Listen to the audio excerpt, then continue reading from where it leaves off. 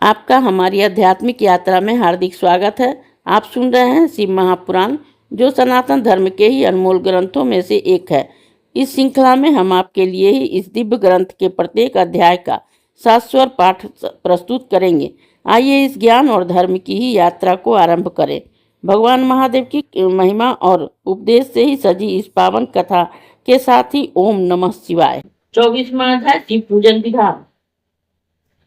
उपमन्यु बोले कि हे श्री कृष्ण, पूजा स्थान की पवित्रता के लिए ही गंध, चंदन, पुष्प, जल आदि से मूल मंत्र द्वारा ही प्रोक्षण करें, अस्त्रों द्वारा विघ्न का निवारण कर, कवच द्वारा ही अवगुंठन एवं सारी दिशाओं का ही अस्त्र न्यास करके पूजा स्थल की कल्पना करें।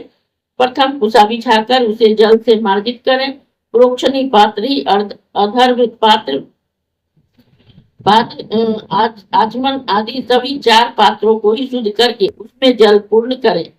पाद जल में ही खस तथा चंदन डालें एवं आचमन से ही जल में ही कंकोल, कपूर, कीमती दमाल, चंदन आदि का चूर्ण मिलावें।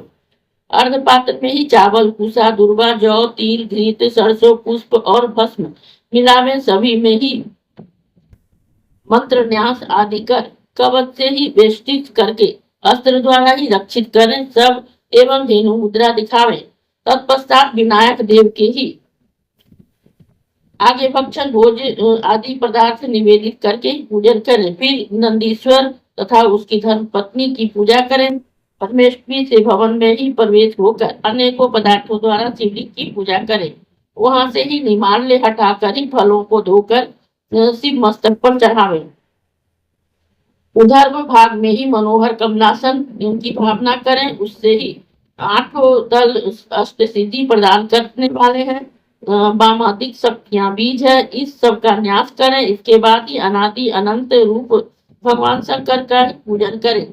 पंचगव्य द्वारा स्नान करावे। पुनः पवित्र जल में पीसे हुए आंवले और हल्दी मिलाकर लेप करें। प्रथम देव स्नान, फिर देवी स्नान होना चाहिए। स्नान आदि हो जाने के पश्चात ही मनोहर वस्त्र और विधियों को पवित्र चढ़ावे। पद, अर्घ, आचमन, धूप, दीप, नैवेद्य, गंध, पुष्प, आभूषण, जल, तांबूल एवं आचमन आदि निवेदित करके ही रत्न जड़ित मुकुट तथा और भी अनेकों प्रकार के पुष्प, छत्र, चवन, ताल, व्यंजन, दर्पण आदि सभी वस्तुएं समर्पण करें। मंगल गान करके आरती उतारें। गायन, वाद्य, जय जय जयकार ध्वनि से देव मंदिर में गुंजायमान करके फिर वह आरती पात्र शिवलिंग पर 3 बार दिखावे। मस्तक पर सुगंधित भस्म लगाएं। नैवेद्य प्रदान करें। पुष्पांजलि अर्पण करें। जल द्वारा आचमन करावे। भगवान शंकर को प्रणाम करके अपराधों के लिए ही क्षमा की याचना करें। यदि इस प्रकार की मानसिक भावना से पूजन किया जाए तो सर्वोत्तम फल की प्राप्ति होती है। और शिव पूजन के पहले भोजन न करें, चाहे प्रणांत भले ही हो जाए। इस अध्याय के श्रवण हेतु आपका हृदय से धन्यवाद। हम आशा करते हैं कि शिव महापुराण की यह दिव्य कथा आपको आध्यात्मिक शांति और गहन ज्ञान प्रदान कर रही होगी। कृपया अगले अध्याय के लिए हमारे साथ जुड़े रहें और अपने सुझाव एवं भावनाएं कमेंट के माध्यम से अवश्य साझा करें। धर्म, भक्ति और ज्ञान की इस पावन यात्रा में आपका साथ हमारे लिए अत्यंत मूल्यवान है।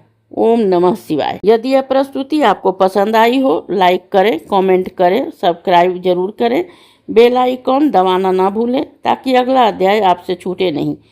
और इस पावन ज्ञान को ही शेयर करें अपने परिवार और मित्रों तक।